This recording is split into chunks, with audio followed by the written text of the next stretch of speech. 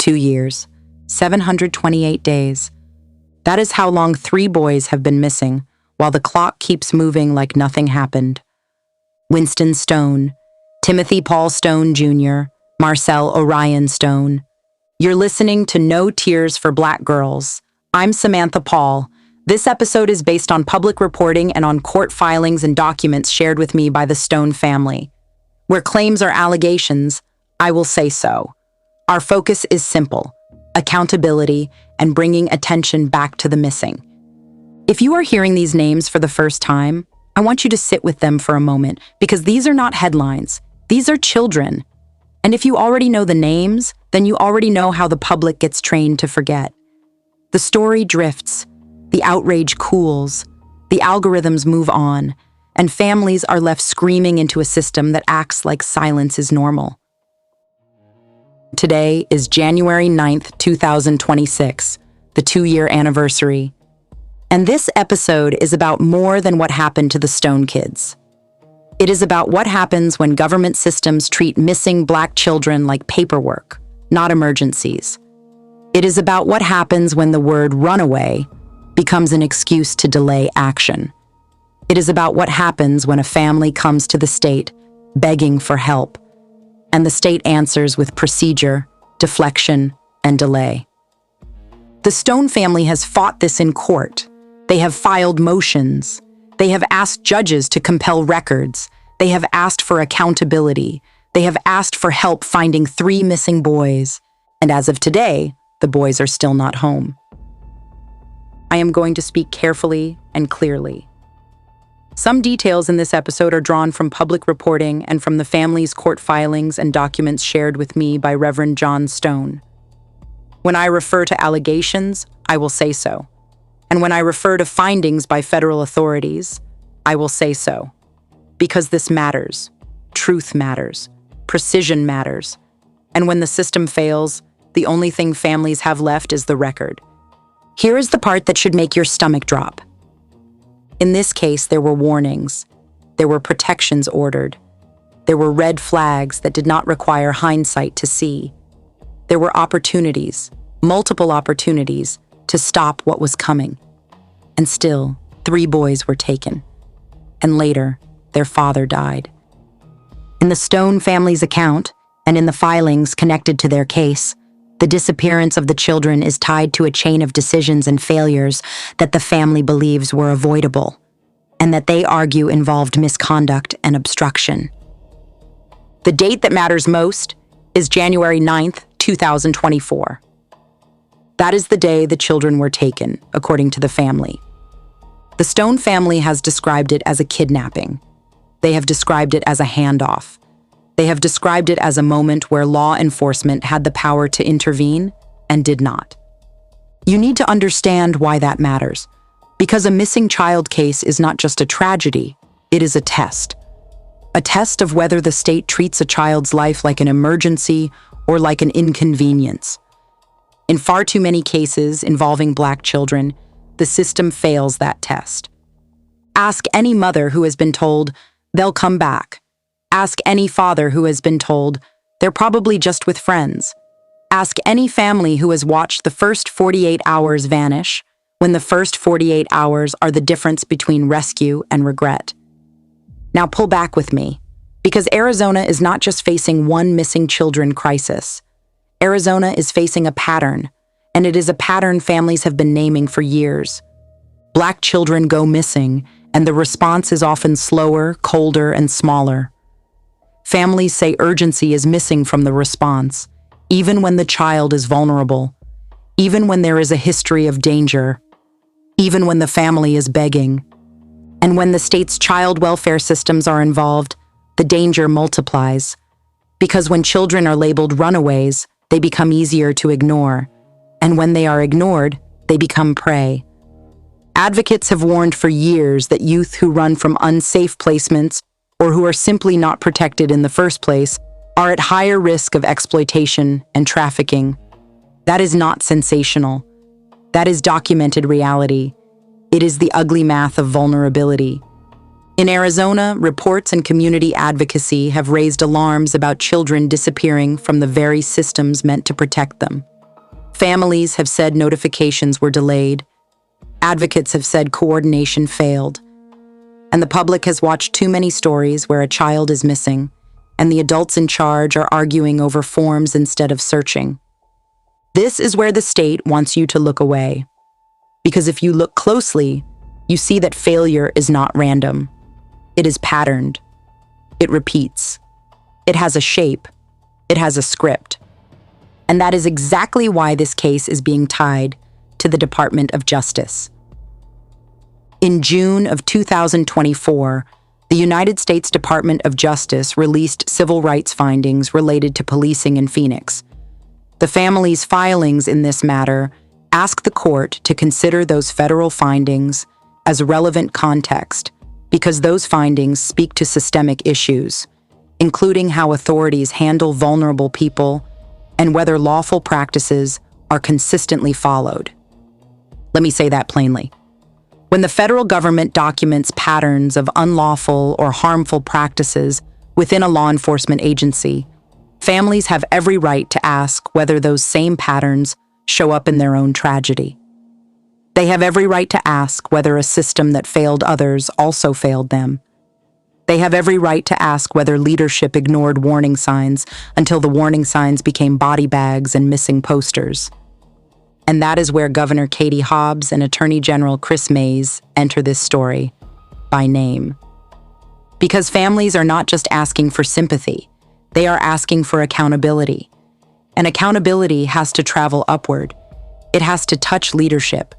It has to touch the people who oversee agencies, influence priorities, defend institutions, and decide what gets investigated and what gets buried.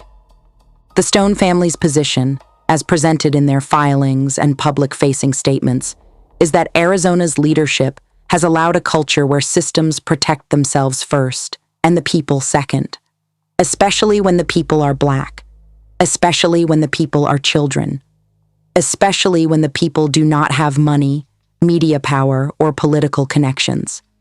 This is where the story gets even darker. Because this case is not only about government, it is also about allegations involving a corporation. The family's documents describe a CubeSmart storage location in Mesa, Arizona, as connected to the events of January 9th, 2024. The filings allege the location was involved in the handoff or concealment of the children, and that information about the children's whereabouts was not acted upon with the urgency the situation demanded. Now, I am going to be careful here. I am not stating CubeSmart committed a crime.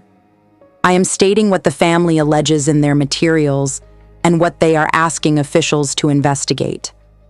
Why does this corporate angle matter? Because corporations have cameras. Corporations have entry logs. Corporations have employment records. Corporations have policies. Corporations have attorneys. Corporations have reputations to protect. And when a missing child case intersects with a corporate location, the question becomes unavoidable. What was recorded? Who saw what? Who called who? What did they know, and when did they know it? If there is surveillance footage, it is not a rumor. It is potential evidence. If there are access logs, they are not gossip. They are a timeline. If there were internal communications, they are not drama. They are accountability. And accountability is the thing Arizona seems to ration when the victims are Black. This is also where the court fight matters, because court fights are where families go when agencies refuse to answer. One of the documents you referenced, the motion to compel, is important not because the public loves legal filings, but because motions like this usually have one purpose: to force the release of information that should not be hidden. When a family files a motion to compel, what they are often saying is, "We asked, we requested, we followed procedure, and the answers did not come." And when a motion also asks for a judge's recusal, what they are often saying is, "We do not believe this proceeding is neutral. We do not believe the playing field is fair. We believe the process itself is compromised." In your materials, the name Judge Brnovich is part of that motion. I cannot tell you what is in a judge's mind, and I am not going to accuse a judge of bias without quoting specific language from the motion itself. But I can tell you why this matters. If families lose faith that the courtroom is a place where truth gets uncovered, then the system has already failed.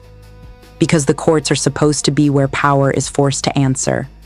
And when power does not answer, the only people who pay are the powerless. This is the part that makes this episode hard to hear. Not because it is graphic, but because it is familiar. It is familiar to Black families who have watched government act like Black pain is routine. It is familiar to parents who have had to do their own searches. It is familiar to communities who have had to create their own missing person networks because official networks move too slow. It is familiar to anyone who has watched a missing case go viral only after the public decides the victim is worth caring about.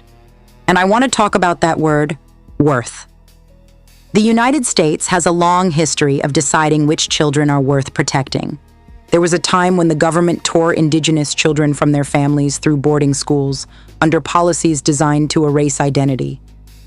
Families begged, children suffered, many never returned. Records disappeared, graves were found decades later, and institutions insisted it was for their own good. There was a time when the government experimented on Black bodies, like the Tuskegee study, with men being denied treatment while officials watched what disease would do. It was not an accident. It was a choice. There was a time when forced sterilization programs targeted Black and brown women, treating reproduction like something the state could control. All of that history shares one core message.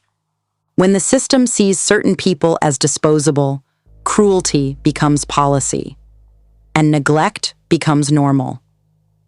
Now bring it back to the present.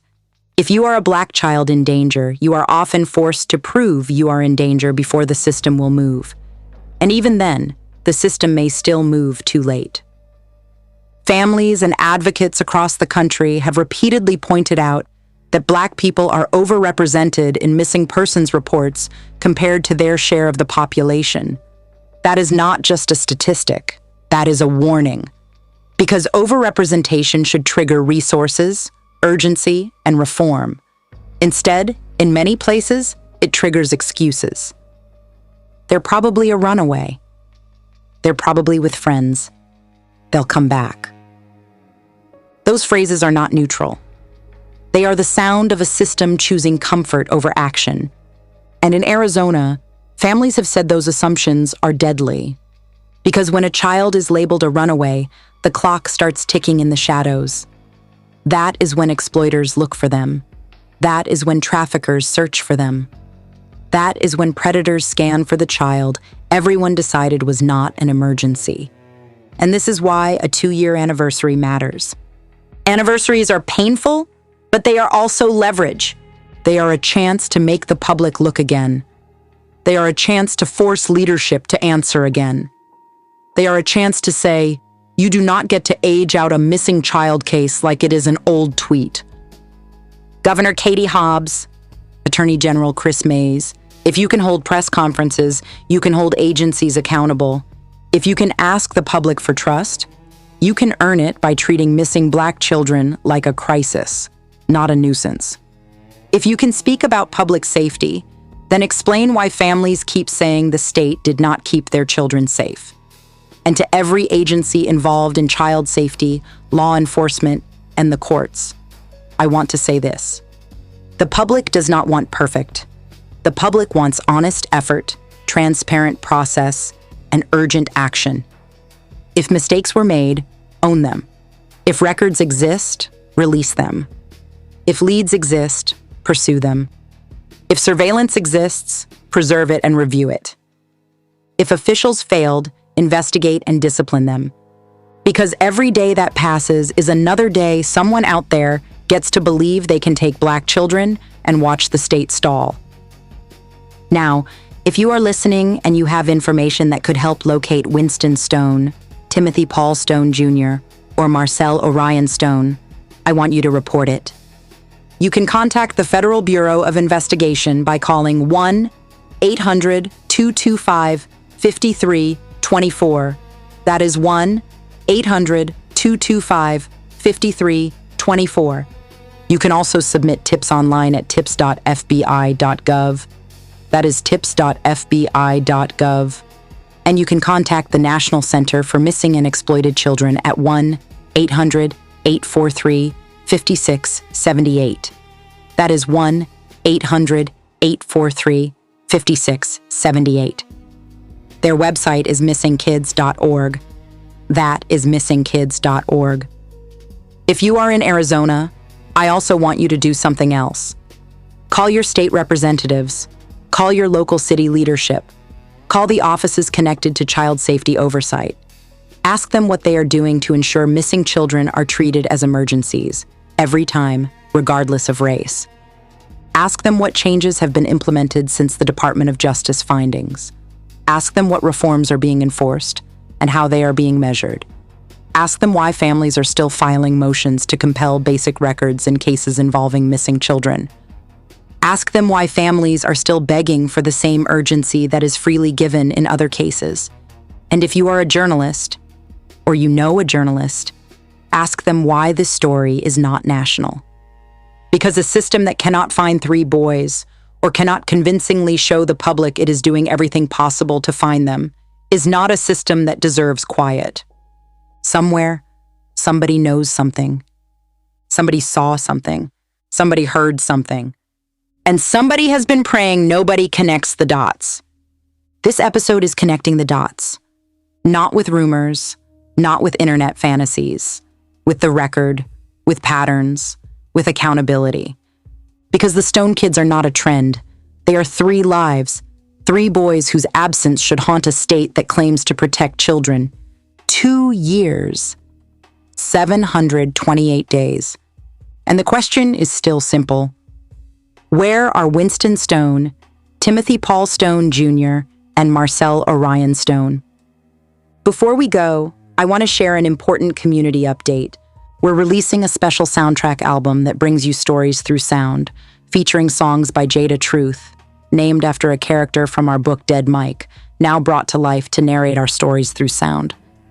And our next book is Dubai Nights, a no tears for Black girls story. When the Instagram posts stop coming, one sister will risk everything to bring her home. Destiny.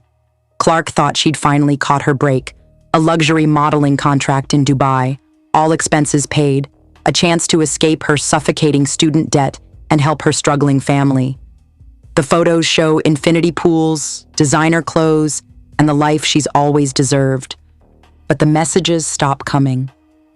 Her little sister Jamila knows something is wrong. The tracker goes dark. The consulate won't help. The police don't care about another missing Black girl chasing fame overseas. So Jamila does what the system won't. She becomes the bait. Armed with a fake identity and a wire, she infiltrates the same modeling agency that lured Destiny away. What she uncovers is a sophisticated trafficking network that preys on young Black women desperate for opportunity, and a conspiracy that reaches far beyond Dubai's glittering skyline. But going undercover means becoming prey. And in a world where Black girls disappear without a trace, Jamila might be walking into a trap she can't escape. A visceral thriller about the girls no one looks for, the sisters who refuse to give up, and the price of being seen in a world that wants you invisible. Perfect for readers of Tammy Hogue, Karen Slaughter, and Stacey Willingham who crave diverse voices and unflinching truths. Dubai Nights, a No Tears for Black Girls. Story is the 8th book in the No Tears for Black Girls series, and it will be free on Amazon from January 16th through January 19th, and free afterwards with a subscription to Amazon Kindle. Paperback versions of the book will be available on the day of release for a reasonable discount as well. This release in the month of January is to honor Human Trafficking Awareness Month. Right now, if you want to hear the soundtrack to our stories before the album drops, search No Tears for Black Girls. Soundtrack anywhere you stream music: Spotify, Apple, Amazon, iHeartMedia, and YouTube. And hear our previous songs before the new album release. Stay loved, stay blessed, and stay safe. This is Samantha Paul. Until next time, hopefully I'll see you there. Also, be on the lookout January 16th for the simultaneous release of our latest book, Dubai Nights, a No Tears for Black Girls story, and our 18-song soundtrack album, No Tears for Black Girls, Volume 1, released on That's Hot Records.